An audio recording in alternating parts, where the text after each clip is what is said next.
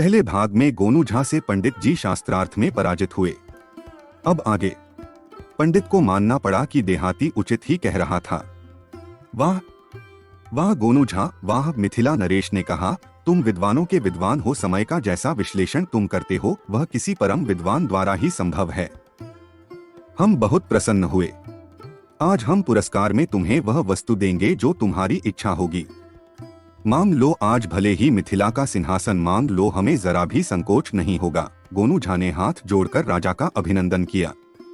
मांगो गोनू झा, क्या मांगना है? मिथिला नरेश ने कहा। महाराज, आपकी दया के अतिरिक्त और क्या मांगू? आपने मुझे इतना सम्मान दिया है कि मैं धन्य हो गया। गोनू झा बोले। सम्मान व्यक्ति को उसकी योग्यता और उसका उचित प्रदर्शन दिलाता है। आप विद्वान हैं और निश्चित ही सम्मान के योग्य है। पुरस्कार तो सम्मान का निमित्त है, साधन है। अतः आप हमें यह अवसर प्रदान करें। महाराज, आज मैं पुरस्कार में एक विचित्र चीज मांगना चाहता हूँ, निश्चिंत होकर मांगो। हम वचन देते हैं कि यदि वह विचित्र चीज मिथिला राज्य के किसी भी कोने में है तो हम वह चीज आपको देंगे। ठीक है महाराज। मैं आज पुरस्कार में 100 कोड़े चाहता हूँ। सारा दरबार भौंचक्का रह गया। पंडित जी, यह कैसा पुरस्कार मांग बैठे? राजा हैरानी से बोला। मैंने कहा था कि मैं आज विचित्र चीज मांगने जा रहा हूँ। अपने वचन के अनुसार मुझे यह पुरस्कार दें महाराज। महाराज ने विवशता से गर्दन हिलाई और दंडनायक को आदेश दिया कि गोनू झा को 100 कोड़े लगाएं। सारा दरबार गोनू झा के इस विचित्र कौतुक पर हतप्रभ था। क्या मूर्खता दिखाई! गोनू झा ने दंडनायक अपना कोड़ा लेकर गोनू झा के समीप आ गया। महाराज, कृपा करके राजमहल के फाटक पर खड़े द्वारपाल को बुलाया जाए, क्योंकि मैं उसे वचन देकर आया हूं कि दरबार में आज जो भी पुरस्कार मुझे प्राप्त होगा वह सारा मैं उसे दूंगा। आज मेरे द्वारा प्राप्त 100 कोड़ों के पुरस्कार का वही अधिकारी है। मेरे पुरस्कार में साझीदार है, हम समझे नहीं गोनू झा? महाराज ने पूछा। महाराज, किसी भी राज्य की उन्नति को निष्कंटक और सुचारू रखने में राज्य के सुरक्षा कर्मियों का योगदान अधिक होता है। यदि सुरक्षा तंत्र भ्रष्ट हो जाता है तो प्रगति प्रभावित होती है। हमारे राजमहल का प्रहरी इसी मार्ग का राही है। वह प्रत्येक दरबारी को भय दिखाकर दरबार में प्राप्त पुरस्कार का कुछ हिस्सा ले लेता है। गोनू झा ने बताया।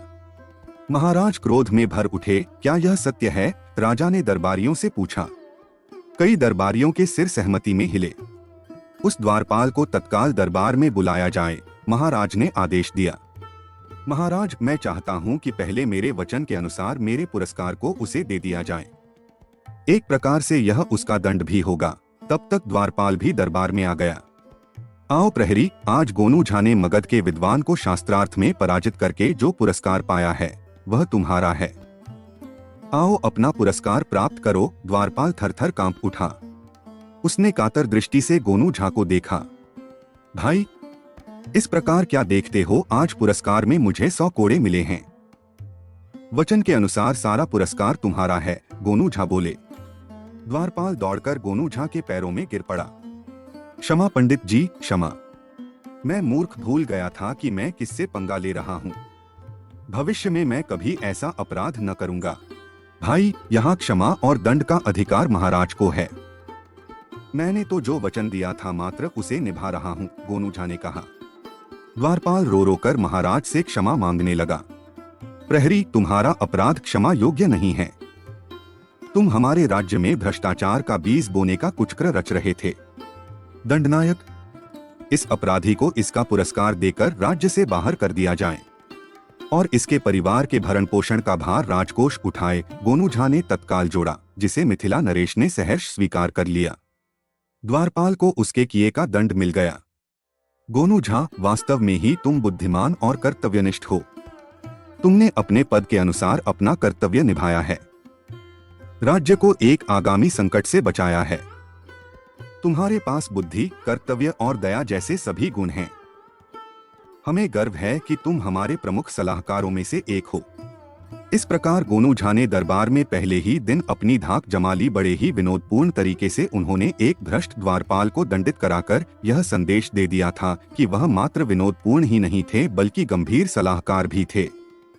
महाराज ने उस दिन भी गोनू झा को ढेर सारा पुरस्कार दिया। अन्य शानदार कहानियों के लिए चैनल को सब्सक्राइब करें, कृपया लाइक करें और कमेंट करें आपको कहानी कैसी लगी।